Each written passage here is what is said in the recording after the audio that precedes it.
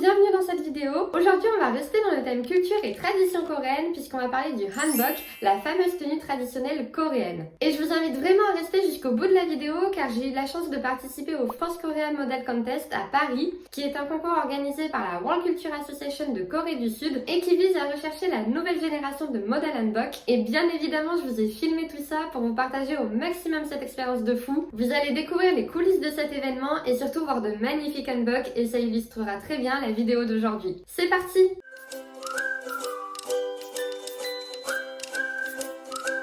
Le hanbok, qu'est-ce que c'est? Le hanbok, c'est le vêtement traditionnel coréen. D'ailleurs, hanbok signifie littéralement vêtement coréen. Il a traversé les âges et a une histoire assez ancienne, j'y reviendrai un petit peu plus tard en détail, mais il date d'une époque où la Corée du Nord et la Corée du Sud, telles qu'on les connaît aujourd'hui, n'existaient pas. À l'époque, le pays était unifié. Il est donc intéressant de noter que de nos jours, le hanbok est l'appellation du vêtement traditionnel en Corée du Sud, mais qu'il est également resté la tenue traditionnelle en Corée du Nord, où il est appelé le Joseonot, soit vêtement de Joseon, qui fait écho à la période Joseon de la péninsule. Aujourd'hui, même si le hanbok traditionnel n'est plus porté au quotidien, il est resté important pour les Coréens et est toujours d'actualité pour les grandes occasions, notamment pour les premiers anniversaires d'un enfant, les mariages ou certaines fêtes traditionnelles comme Chuseok, que j'ai déjà évoqué lors de ma dernière vidéo, ou encore Solal, le nouvel an lunaire. D'ailleurs, depuis 1996, le ministère sud-coréen de la Culture, des Sports et du Tourisme a instauré le Hanbok Day, qui se tient tous les ans le 21 octobre, afin d'encourager ses citoyens à porter le hanbok. Quelles sont les origines du hanbok? Faisons un peu d'histoire. La première apparition du hanbok semble dater de la période des Trois Royaumes, soit il y a un petit peu plus de 2000 ans en arrière, lorsque la Corée était divisée en trois royaumes concurrents. Le royaume de Goguryeo au nord, le royaume de Baekje au sud-ouest et le royaume de Shilla au sud-est. À cette époque, le peuple était nomade et cavalier, donc le hanbok se devait d'être ample pour pouvoir bouger facilement. Il était composé d'un pantalon pour les hommes et d'une jupe pour les femmes. Par-dessus, les hommes comme les femmes portaient une veste assez longue appelée chogori qui était attachée à la taille. Et les couleurs du haut et du bas étaient toujours différentes. Ensuite, après la période des Trois Royaumes, c'est le royaume de Shilla qui va prendre le dessus avec l'aide de son allié la Chine qui était dirigé par la dynastie des Tang. Et cette alliance se retrouve également dans les vêtements traditionnels où on va porter la jupe sur la veste et non l'inverse, ce qui est une mode inspirée par le style vestimentaire chinois. À partir de 918, le royaume de Shilla s'effondre et c'est le début de la dynastie Goryeo qui va quand même durer un petit peu plus de 400 ans. À cette période, la péninsule coréenne est sous l'influence encore un petit peu chinoise, mais surtout mongole, et c'est à ce moment-là que le hanbok va prendre la forme qu'on lui connaît aujourd'hui, c'est-à-dire avec une jupe qui se porte très haut pour les femmes, au niveau de la poitrine, et qui se noue seulement avec des rubans sous la veste. En 1392, la dynastie Goryeo est renversée et on entre dans la période Joseon, qui se finit il n'y a pas si longtemps. Le bouddhisme est alors remplacé par le confucianisme, le pays est renommé Joseon, d'où l'appellation de la période Joseon, et le hanbok évolue encore une fois avec des coupes qui restent similaires mais d'apparence un petit peu plus sobre, qui respectent des codes vestimentaires plus conformistes. Ainsi, les accessoires sont beaucoup plus rares et beaucoup plus discrets, les femmes optent simplement pour un petit pendentif, un nœud fait de broderie ou de pierres semi-précieuses sur le devant de la jupe et des pics ou des rubans pour faire tenir leur chignon. Et on va rester sur la période Joseon pour la tenue traditionnelle du hanbok car ce sont des modèles qu'on retrouve encore aujourd'hui. Quelles sont les particularités esthétiques du hanbok?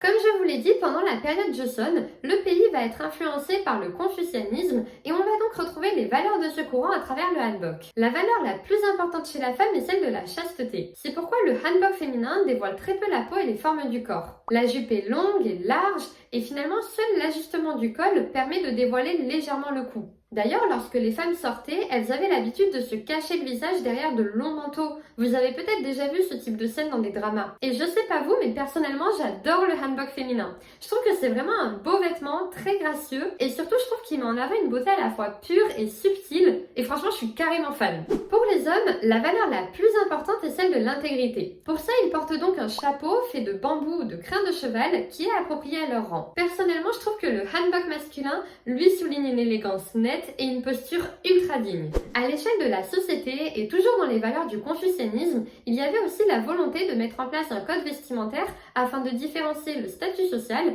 mais surtout la famille royale. Ainsi, sachez que chaque couleur, chaque tissu et chaque coupe définit le statut social et marital de la personne qui porte le hanbok. Par exemple, les couleurs vives étaient réservées aux dirigeants, le jaune était réservé à l'empereur, le rouge au roi, le pourpre au prince héritier, tandis que le violet, le vert et le bleu étaient utilisés pour distinguer les positions des dignitaires. D'ailleurs, dans mon souvenir, le drama The Crowned Clown, pas facile à dire, en est un très bon exemple. Le peuple, lui, portait majoritairement du blanc, ou des couleurs dérivées mais très claires, comme du rose clair, du vert clair ou du gris. Les couleurs étaient un réel moyen d'expression, notamment pour les femmes, qui avaient beaucoup moins de liberté à ce niveau-là que les hommes. Par exemple, les jeunes femmes non mariées portaient une veste jaune sur une jupe rouge, les jeunes femmes qui venaient de se marier avaient une veste verte sur une jupe rouge, tandis que les femmes avec des enfants portaient une veste jaune sur une jupe bleu foncé, et si le bout de leur manche était également bleu foncé, ça voulait dire qu'elle avait un ou plusieurs garçons. Bref, vous avez compris l'idée des codes couleurs, je vous avoue qu'il y en avait vraiment beaucoup, donc je vais m'arrêter là pour les exemples. Maintenant parlons des motifs. Les motifs brodés étaient aussi un signe du rang social. Bon, on va pas se mentir,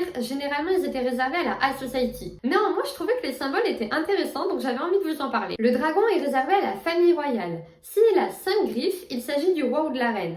S'il en a 4, il s'agit du prince héritier. Et s'il en a seulement 3, il s'agit du fils aîné du prince héritier. Le tigre est associé aux militaires et la grue aux fonctionnaires civils.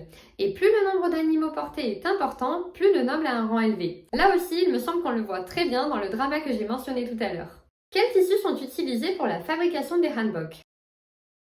Pour la noblesse, on utilisait des matériaux nobles et légers comme de la soie ou de la toile de rami, qui est une plante, et pour l'hiver, les hanboks étaient doublés avec du coton. Pour le peuple, qui n'avait généralement pas les moyens d'avoir un hanbok en soie, on utilisait majoritairement du chanvre ou du coton. De manière générale, le hanbok est censé être assez souple et confortable, premièrement pour correspondre à toute corpulence, et deuxièmement pour être agréable aussi bien porté debout que assis, car les Coréens sont souvent assis par terre lorsqu'ils sont chez eux de par leur coutume, mais on va voir si c'est vrai en fin de vidéo. Les hanboks aujourd'hui. Aujourd'hui, et comme je le disais au début de la vidéo, le hanbok est porté à l'occasion de cérémonies particulières, mais il continue de fasciner touristes et designers, dont certains ont repensé la tenue traditionnelle pour la mettre au goût du jour. Il est bien évidemment possible de louer des hanboks pour quelques heures et à un prix assez abordable à Séoul ou dans notre ville coréenne, ce qui peut parfois vous permettre de visiter gratuitement un palais. Me concernant, j'ai eu la chance d'en essayer un lors du France Korea Hanbok Model Contest et je vous raconte tout ça dans les rushs qui suivent, mais juste avant, j'aimerais conclure cette vidéo. J'espère qu'elle vous a plu, j'ai vraiment adoré la mener parce que je trouve que vraiment le hanbok est un vêtement somptueux et en plus j'ai appris plein de choses. Il y avait encore plein d'autres détails mais j'ai vraiment essayé de me concentrer sur l'essentiel pour pas vous faire une vidéo d'1 heure. N'hésitez pas à me dire en commentaire si vous aussi vous avez déjà porté un hanbok, à quelle occasion et si c'était confortable. Abonnez-vous à ma chaîne YouTube, mes réseaux sociaux. Sur ce, je vous fais plein de bisous, je vous laisse avec la suite et je vous dis see you!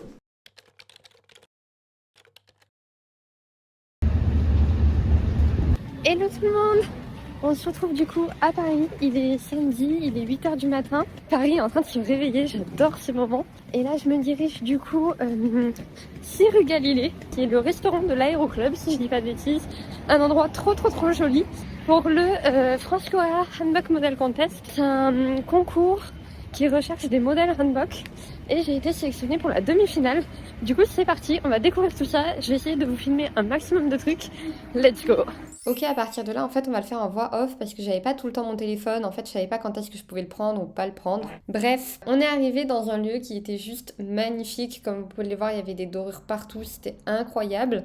On a récupéré nos affaires. En fait, on a pris notre numéro. On nous a aussi donné un certificat de participation à la demi-finale. Ensuite, on nous a directement emmenés dans des vestiaires où les designers nous ont donné des hanboks à enfiler. Ensuite, on s'est entraîné pour le show de la demi-finale. Donc, il y avait les répétitions. Ces 2 moments-là, je les ai pas filmés. J'avais pas mon téléphone.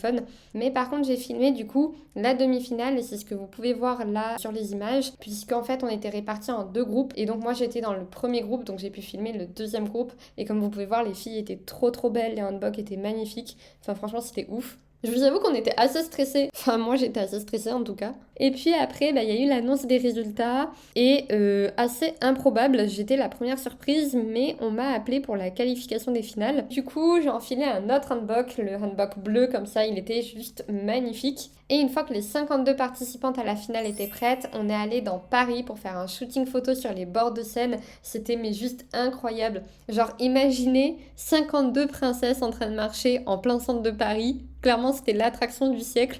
Et après le shooting photo, on est rentré pour faire les dernières répétitions du show de la finale qui avait lieu le soir à partir de 18 h 30. Là, on n'était plus du tout stressé, puisqu'en fait, ça y est, on se connaissait, et clairement, c'était la fin de la journée, on était plutôt épuisés qu'autre chose. Et puis les invités sont arrivés. Là, j'ai pas filmé puisque j'avais pas du tout mon téléphone. Il y avait un show qui était présenté avec des danseuses, avec une soprano qui chantait. Elle a chanté Lali Lang et elle a chanté aussi une autre musique. Franchement, c'était trop beau. Je vous en laisse un bout.